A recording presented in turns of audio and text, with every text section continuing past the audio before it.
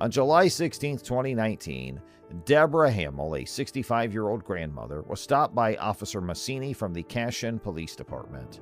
The reason for the stop was a broken taillight on her truck while she was driving in Cashin, Oklahoma. The subsequent exchange between them is recorded by Officer Massini's body camera. After Ms. Hamill declined to exit the vehicle, Officer Massini proceeded to remove her forcefully, resulting in her being thrown to the ground. He then made an attempt to handcuff her. However, Ms. Hamill resisted by refusing to place her hands behind her back and kicking Officer Massini. How long ago has it been like that? Probably about 6 months. Oh, okay. Well, you've had plenty of time to get it fixed. I've driven it up here a lot. Live here in town? No, my name's Hamill. I live out on Highway 74. Hamill, huh? Yeah, Hamill, huh? Related to Hank? I'm his mother. Oh, okay. Yeah, busted taillight seems to be a pattern with the Hamills. Well, y'all had a headlight out on one of your cop cars the other night. We did? In response, Officer Massini backed away and drew his taser. When Ms. Hamill tried to stand up, he discharged the taser, invoking Section 643 of the situation. Ms. Hamill was informed that her decision to flee had exacerbated her legal predicament. Subsequently, she faced charges of eluding, resisting arrest, obstructing law enforcement, and assault and battery on an officer. Just looking for it. Can you at least get the light? They've got lights on them, don't they? They do have lights in them, and they do work. Well, it's broken. Yeah, I know it's broken. So if you hit your brake lights, that white bulb's going to blind somebody at night. Oh, okay. Well, can I put red tape on it? Will that work? Yeah, but I don't think red tape's going to help you there. You don't have enough plastic to tape over. Well, I kind of hate to buy one if I'm going to get the whole bed and it's going to have everything on it. I got you. I just don't want to spend the money. I understand. And, if I don't drive it to Texas, I don't drive it in the city, I go to Guthrie and Kingfisher, I'm going right now to check on cattle. Okay. Well, I did issue for a defective equipment. It's $80. You have till September 16th.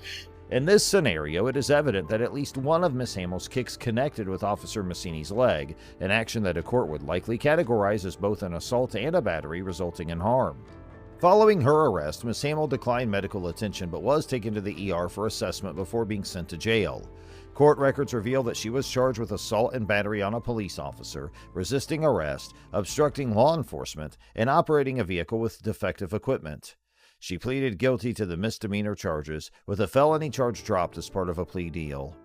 Ms. Hamill received a 4-year deferred sentence and was fined $50 for each count. Do not take off. Shut up and give me that and I'll sign it. Step out. No. We're beyond that. Do you want me Step to... out. 305 dispatch. Got one taken off. See your ass! Get out of the car! Get out of the car! Get out of the car! to me. Get out of the car! Get out of the car! After her arrest, body camera footage circulated on social media, leading to a city council meeting with over 50 attendees discussing the incident. Some supported the police department, while others protested Ms. Hamill's treatment. Ms. Hamill's attorney criticized Officer Massini's actions as unnecessary and tormenting, suggesting potential legal actions. Officer Massini was graded a C- for his professional demeanor, but also criticized for using a taser on an elderly woman. While his actions might be legally defensible, it was deemed excessive. Ms. Hamill received an F for non-compliance, attempting to flee and resisting arrest. Despite reservations about the taser use, her conduct created a constitutional basis for it. Choosing not to contest the citation resulted in multiple convictions on her record instead of addressing the issue legally. Now let's move on to the next investigation where an officer gets suspended. Sir, EMS, taser deployed, one female, custody. Why didn't you just sign the ticket? Because I felt like you would interfere with me because I have been in town forever with this thing. I've been on go through and been a damn thank quarter. Do you realize you just got yourself in a whole lot more trouble? On the morning of April 19, 2023, Officer Scott Harrell from the Texas City Police Department approached driver Christopher Scholl at a pump within a Buc-ee's gas station. Officer Harrell alleged that Scholl had swiftly maneuvered through parking spaces, prompting a white truck to abruptly brake in order to avert a potential collision. The ensuing exchange between the two was recorded by Officer Harrell's body camera. Officer Harrell remarked that if he had not already exhausted his supply of tickets, he would issue Mr. Shaw a citation for disregarding a traffic control device. This statement was made despite the fact that the reported infraction took place on private property. The reason why you felt you needed to come through the parking lot like that? I didn't think I did anything wrong. I just came over to get gas. You were speeding and you cut through parking spaces. You know you can't do that. I didn't think I was doing anything, man. I mean, you all looked I around. was coming to get gas. Yeah. Oh, are we gonna go back and forth, or are you just gonna? You asked me a question. You want me to answer it or not? I'm not. If anything, I thought I was going even slower than normal. No, sir. Because You normally were, people don't even park where you park, and that's the direct path to the gas pump. you almost hit that car that was turning right there. I was watching, man. As soon as you almost cut hit in front of me anybody. like that, I was like Okay. looking and I watched it happen. So I come here every day. There's almost never, ever anybody. So yeah, I go through there because it's the straight path. On April 19, 2023, Officer Scott Harrell of the Texas City Police Department approached Christopher Scholl at a Buc-ee's gas station, accusing him of driving recklessly through parking spaces, causing another vehicle to brake suddenly. After being cited and released, Scholl obtained body camera footage and posted it on his YouTube channel, which gained traction on other platforms.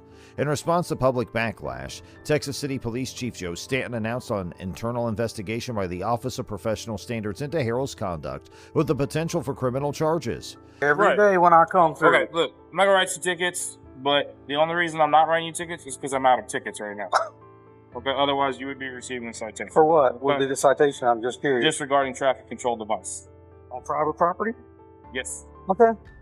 You still can't do that. Harrell was placed on administrative duties during the inquiry. Scholl's citation was later dismissed, and he revealed plans for civil action against the department through online campaigns. While the surveillance footage remains undisclosed, Scholl's actions were commended for complying with Harrell's orders while respectfully dissenting. So I'm not gonna write you a ticket. I hear you, man. I But understand. I don't appreciate the attitude. Two, I get it. You're upset. Nobody likes cops pulling up on them. Nobody likes it. Okay, but you know you did wrong. You know you're not supposed to cut through the parking lot. And instead of being like, "Oh yeah, I messed up. Sorry, it won't happen again," you want to sit here and go back and forth with it. There's a lot better things than this to be doing for you. You're man, in right. my I was opinion. working on a You report. can be over here, and there's people right now running You want to 90 go to miles an hour on the jail? You thing. want to go to jail? So You want to go to jail? You could go to jail for this. you can do what you want to do. I can't stop. I you. don't want to take you to jail. You know, That is definitely a waste of my time. Okay, but the attitude is not necessary. I agree. That's on your part, sir. I haven't been rude to you at all. I will get in trouble. You go file a complaint, get me in trouble. Write me up. I'm not worried about that. All right, well, I'll make sure that I'm there all the time. If I see it happen again, then Okay. we'll go from there, okay? Okay. All right? I'll look that law up on private property too. I don't believe you'd have the authority to do anything here on this parking lot like that. I could also take you to jail for Class B reckless driving because you did almost hit that car. The encounter highlighted the complex interplay between free speech rights and lawful arrests. The incident underlined concerns about retaliatory arrests and Supreme Court precedent's impact on individuals seeking justice. You can do what you want to do, Harold. I can't stop you. If you want to be this way, then that's up to you. I'm trying to be a reasonable Are you having person. a bad day, I sir? think Is there a reason why you're No, acting like I'm this? having a bad day because Have I you're raised my you're voice to doing you at this all? to me. I think this whole thing is ridiculous. What do you specifically do you think is ridiculous? That we're even talking about nothing happened, and here we are talking, and you're threatening to take me to jail. No, I'm And just so I advising you shouldn't that be getting it's an upset. I don't call it a threat, sir. No, an it's a option. threat. That is a threat. You're threatening me under color of law now to take something on private Color of property, law which I don't believe you even have the authority to It's do. a But now you're dictionary wanting term, sir. Okay. It comes from Black Law's No, it's not. It's a dictionary. Class A misdemeanor for you to threaten or arrest me over something that you know is not really true. But that's okay. What's the penal code on that, sir? The commentary supported Scholl's decision to legally challenge Harrell's conduct and encouraged him to persist in pursuing a civil lawsuit. Oh, this is a problem. How is I feel like it a problem? I How feel is like this you're a going to problem? continue to commit these behaviors that are unsafe and put people at risk. So You now don't we're feel going like you after did people anything for wrong. something that's possible they may do in the future. So now we're playing Jean-Claude Van Damme future cop, and you need to stop me from something I may do in the future. That's now your position. What is the Again. law designed to do, sir? Oh, I know you want designed to compliance. stop I people know from I know doing you things want that they're not voluntary supposed to be compliance. doing. I know you want voluntary compliance. Okay, go ahead and put your hands on your back. Wow. It emphasized the importance of respectful communication and lawful conduct in encounters with law enforcement. On March 28, 2022, officers from the Sunrise Police Department were dispatched in response to multiple 911 calls. The calls claimed that Wyatt Yeager, a TikTok user better recognized as Icy Wyatt, had exhibited reckless driving behavior and assaulted another driver with a pistol in a Chick-fil-A parking lot. Subsequent events were recorded by the officer's body cameras. To get back in the car, stop blocking traffic. You literally was at someone else's car, talking to them, banging on their window. I think they called too. Yeah, woman in the car. Like beating on the window. I was like, come on, man, get back in the car, go about your day. He goes, oh, look you, this, that, I got a gun, all this. I'm like, okay, whatever. He cuts us off right here. Okay. He threw the drink at me, so I got out of the truck, obviously. Once I got out, he walks back into his car, he grabs his gun, points it at me. While the officers were in the process of interviewing the individuals who had reported the incident, Mr. Yeager himself dialed 911 to provide his perspective on the situation. He recounted the events. The officer subsequently acquired Mr. Yeager's contact information and requested a meeting with him.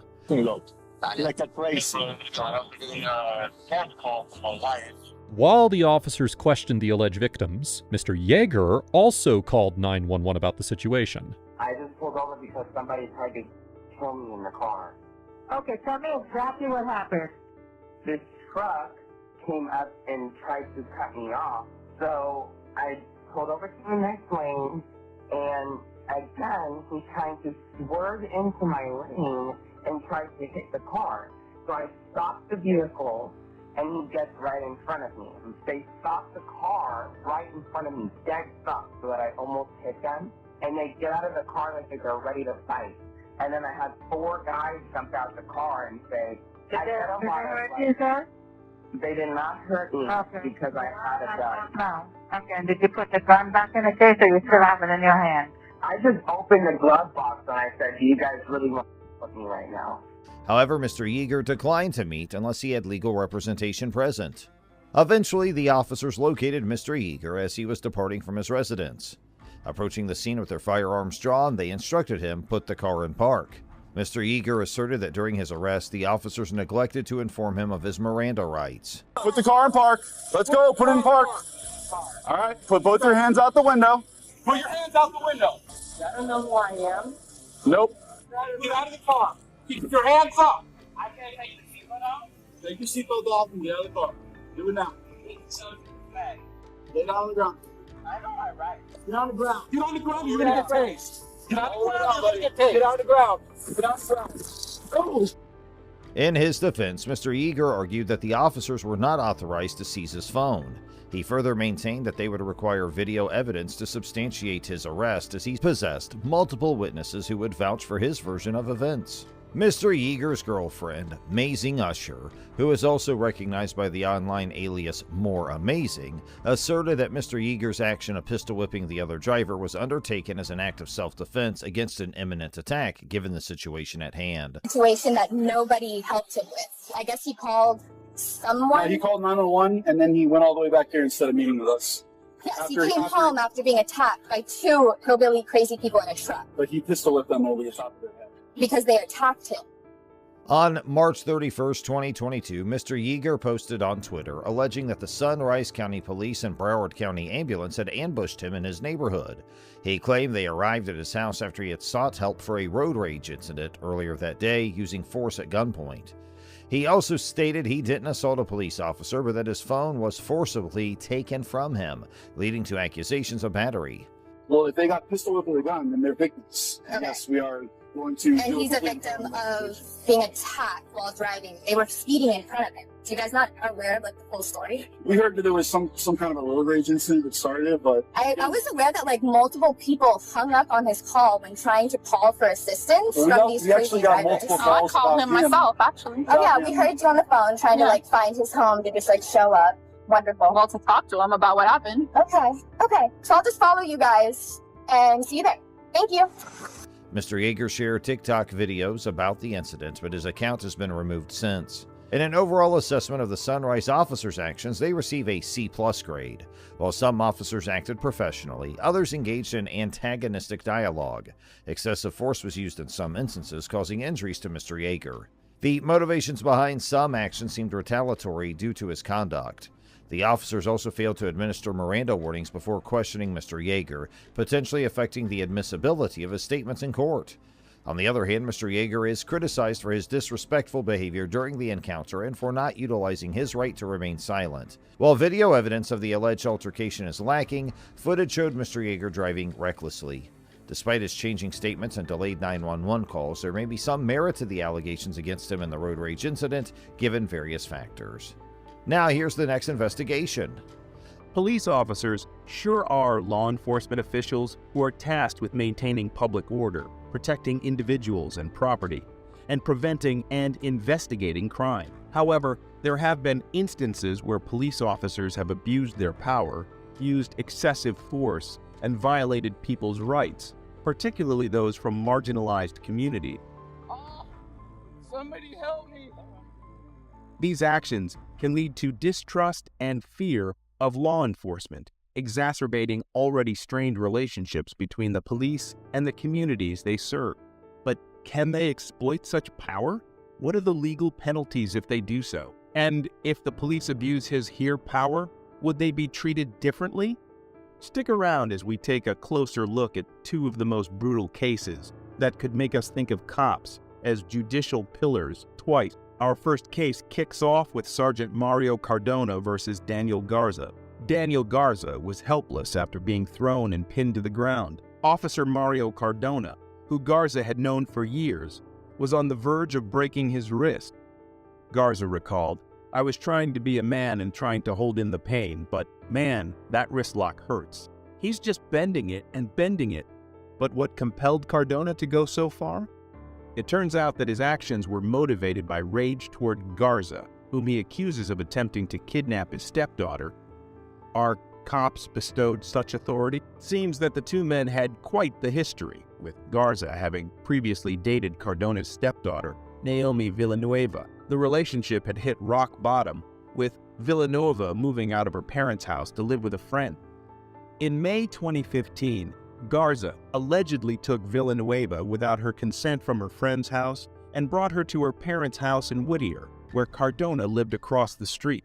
Cardona saw Garza doing pilots in his yard and ordered him to come down to the street. As soon as Garza came down, Cardona began his assault. According to Garza, he was not the aggressor, and a neighbor who witnessed the incident testified in Garza's favor. The sheriff deputies who arrived at the scene noticed redness on Garza's face, bruises and abrasions to his knees, and redness on his wrists.